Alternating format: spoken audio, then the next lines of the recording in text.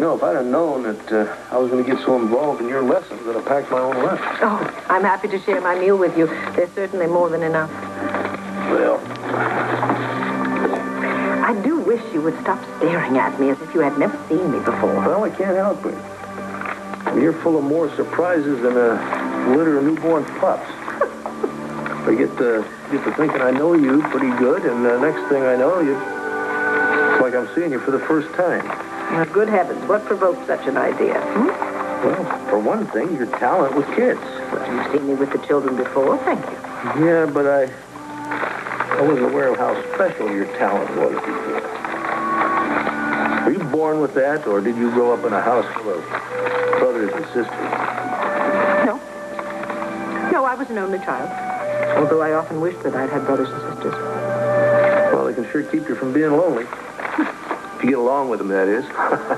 I must admit, I've seen May at times when I'm sure she quite liked to have wrung her buddy's neck. And yet it is very obvious how deeply they love each other. Yeah, I'm kind of sorry that you didn't get to experience that firsthand.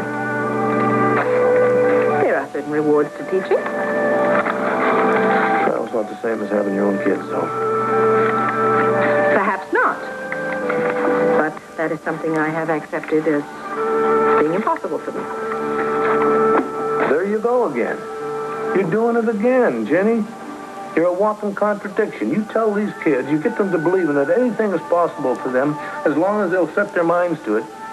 And when it comes back to you, you cut yourself off from all kinds of possibilities. Now, just why is that? Because I am a very practical and a very realistic woman. I know my limits, and I know that it would be a waste of my time to harbor any great expectations of overcoming them. Randolph Lord was not any great expectation. No, he was a surefire thing.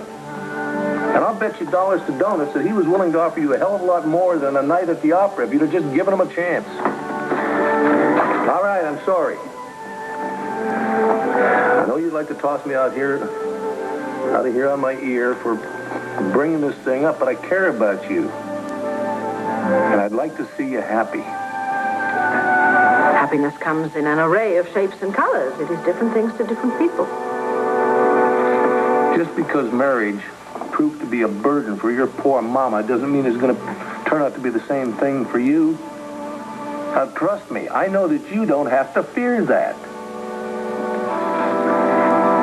It was not entirely fear that has kept me a spinster all these years. It has also been a sense of responsibility and of fairness. That's one of the reasons that I refuse to see Randolph anymore. What's responsible and fair about breaking some fella's heart? Because there is one thing that I cannot give to Randolph, or to any man for that matter, and that is a family. The doctors have told me that I can never have children.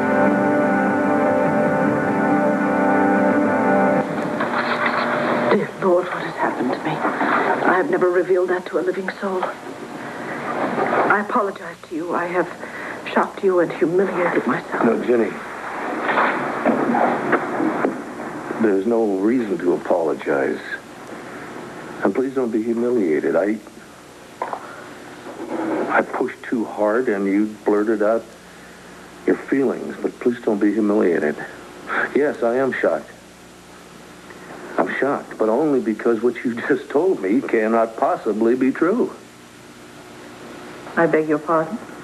Well, somebody obviously has made a mistake. How dare you say that? Well, it just doesn't make any sense. It doesn't make any sense? Well, would you like to hear the facts, Mr. Buchanan? When I was younger, I had a very serious illness, which left me barren. My poor dear father spent a good portion of his very hard-earned money trying to provide me with the most excellent medical attention that was available then. As a result, I was cured of my illness. But more than one doctor warned me about its very devastating and lasting effects. Jenny, you're talking about something that happened a long time ago. What, 15, 20 years? Science wasn't all that far advanced. It still hasn't come all that far. But every day there are new discoveries. Discoveries that nullify theories that used to be considered the gospel. You may be very knowledgeable in the field of science, but you are not a doctor. No, I'm not. But I do know that doctors are not infallible. They're They're blood and guts human beings, just like we all are. They make mistakes and have misconceptions, just like we all do.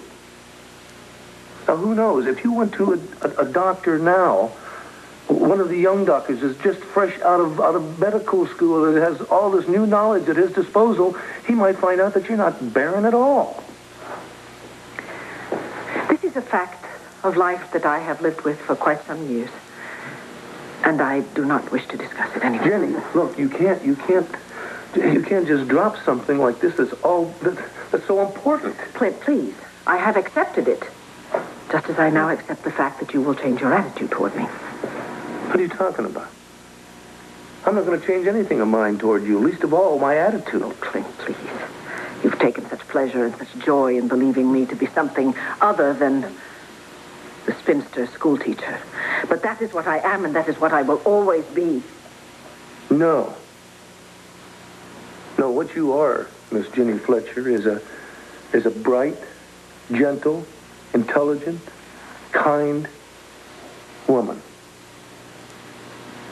Now, that's how I've always thought of you, and that's how I always will think of you. But you will look upon me with pity. Pity? Pity you? A pig-headed, stubborn, independent woman like you. Not me, not on your life. I have a desperate need for fresh air, excuse me. Well, go ahead. Help yourself. You, sir, are possibly the most obstinate human being that was ever put on this earth. It's in the genes, Jenny. It's in the genes.